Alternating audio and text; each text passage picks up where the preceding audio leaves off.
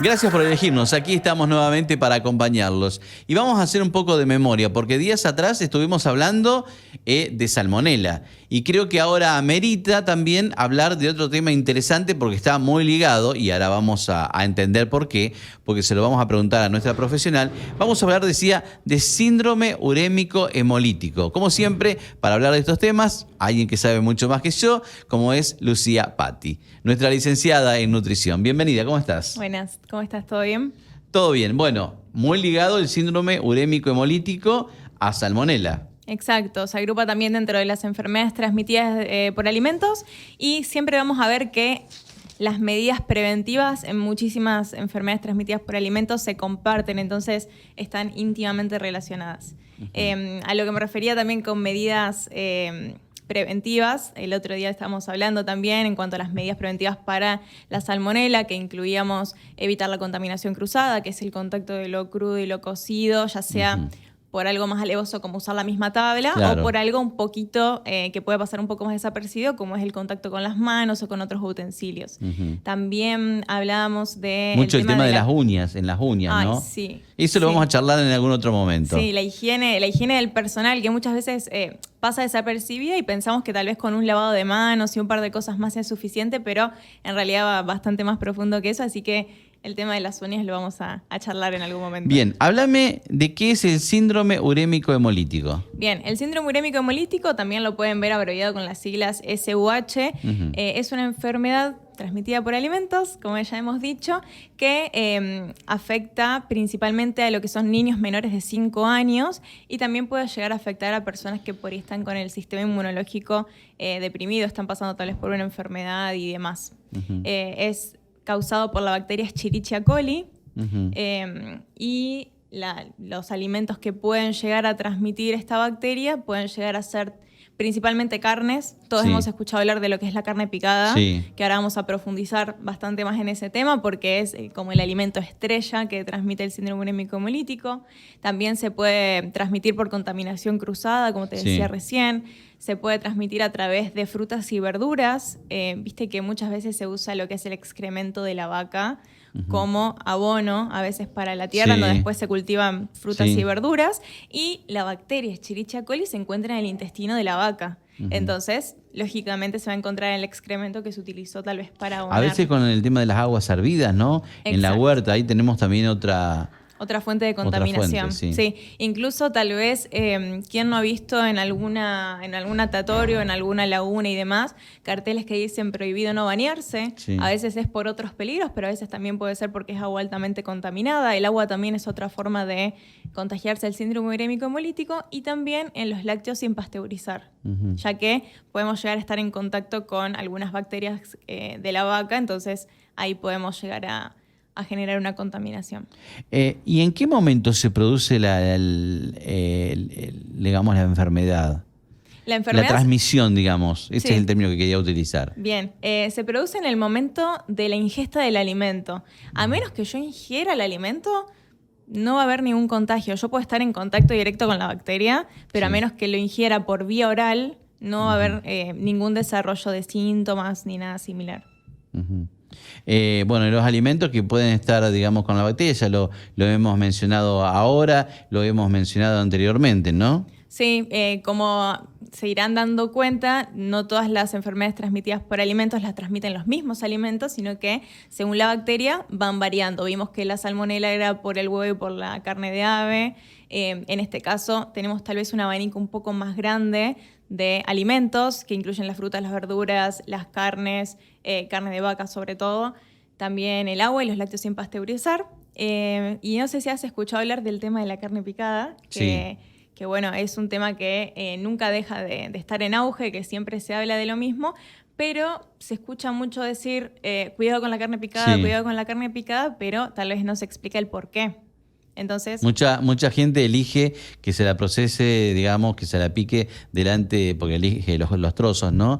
Y ahí un poco la gente se está animando a hacer eso también en las distintas carnicerías. Sí, eso está bueno, el tema de que te piquen la carne en el momento, porque vos sabés que es bien fresca. Claro. Vos sabés que es bien fresca. Pero igualmente lo que es la carne picada, por más que la piquen en el momento o aunque la pique uno en su casa, tiene el mismo peligro en lo que respecta a la Escherichia coli, que es esa bacteria.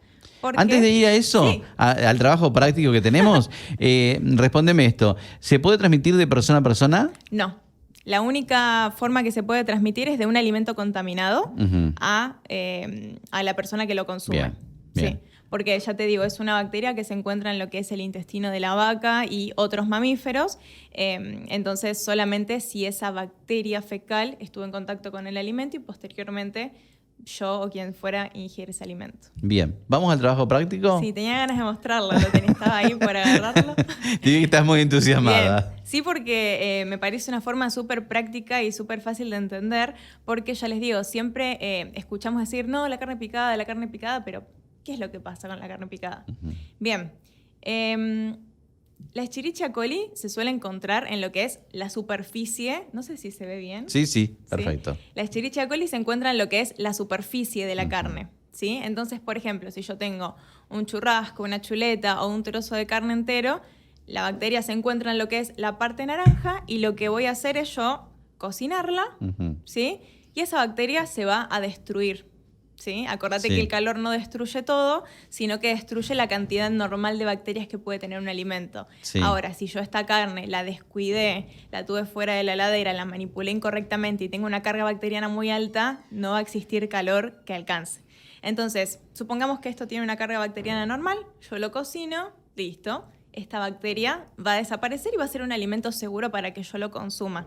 Incluso en las poblaciones por ahí más vulnerables como son los niños menores de Sí. 5 años.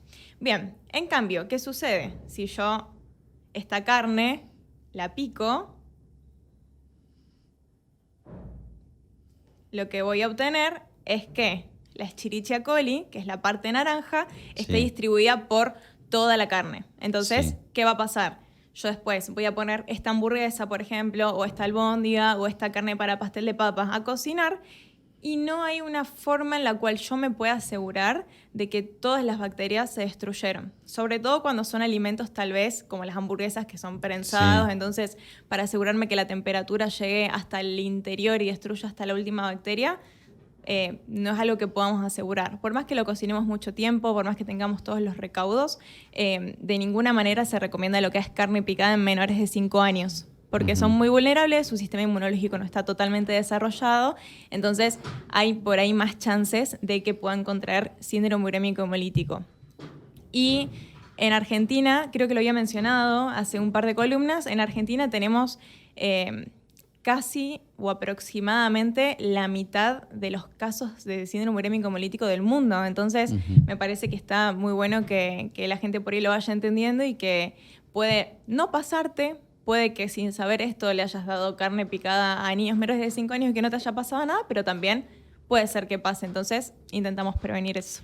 ¿Esto tiene que ver con lo que por ahí escuchamos de que el pollo no puede estar mucho tiempo fuera de la heladera? Bien, tanto el pollo como la carne de vaca, como cualquier... ¿O el pescado? Bueno, el pescado ni hablar. El pescado es uno de los alimentos tal vez más peligrosos porque necesitan temperaturas muy bajas. Te diría de 0 grados. En cambio, lo que es carne de pollo, carne de vaca, pueden estar a temperaturas de entre 4 y 6 grados que van a estar a temperaturas seguras. Pero lo de que no puede estar fuera de la heladera y demás que vos me mencionabas es porque cuando... cualquier alimento que necesite refrigeración alcanza una temperatura de 10, 15, 20 grados, ahí empieza la reproducción bacteriana, entonces la carga microbiana aumenta, entonces ese alimento es mucho más peligroso que el alimento que yo compré en un principio. Es lo que te decía yo de que si yo voy a la carnicería, tienen todo excelente, compro el alimento, llego a mi casa y lo cocino o lo guardo correctamente en la heladera, voy a tener una carga microbiana baja. En cambio, si hago esto que me mencionas vos de por ahí, olvidármelo o dejarlo afuera de la heladera, incluso con la descongelación, que otro día podemos hablar de ese tema, es otro tema para charlar bastante. Lo que sucede cuando alcanza esas temperaturas de riesgo es que aumenta la carga bacteriana, entonces más posibilidades de enfermarme porque después el calor no va a destruir Pero si yo todo. lo vuelvo a frizar, ¿qué pasa? ¿No mata esa carga bacteriana? No, lo único que destruye la carga bacteriana es el calor. Pero ya te digo, no destruye una carga bacteriana muy grande. Ujú. Así que bueno, te en la dejo con próxima, intriga del sí, en la freezer. próxima te voy a hacer una Sí, pregunta. sí, El tema sí. de las bombillas del mate. Vamos a hablar de ese Bueno, tema. Me encanta, me encanta. Porque- Bombillas y pavas. Bien, ahí está. Bien. Tenemos varios temas ya Sí, para una y además próxima. van surgiendo continuamente porque son cosas de la vida cotidiana también. Que por ahí una hora con los nombres de las bacterias y demás se puede poner un poco más, con vocabulario más complicado, pero en realidad son cosas de las cuales nos tenemos que hacer cargo todos. Y déjame decir que el síndrome urémico hemolítico también empieza con vómitos, diarrea, fiebre y demás, y puede ser algo que uno deje pasar o espera que se resuelva solo, pero que en realidad es una enfermedad que, si no es tratada a tiempo, puede desencadenar consecuencias muy graves como insuficiencia renal, que puede derivar en necesidad de trasplante renal o diálisis de por vida. Entonces son cosas que la verdad hay que tener cuidado. Bien, un gusto tenerte aquí en RB Gracias. Noticias. Nos Igualmente. encontramos en poquitos días, ¿sí? Dale. Para seguir Nos hablando de estamos todos estos viendo. temas que hemos dejado un poco acá en la mesa de trabajo. Hasta la próxima. Adiós. Bien, temas que nos interesan, que como decía, no nos deben alarmar, pero sí nos deben ocupar, de eso se trata. Gracias por elegirnos, nos estuvo acompañando Lucía Patti, ella es licenciada en nutrición. Nos despedimos por ahora, volvemos en muy poco tiempo con más temas que nos interesan. Gracias por elegir RB Noticias. Hasta la próxima.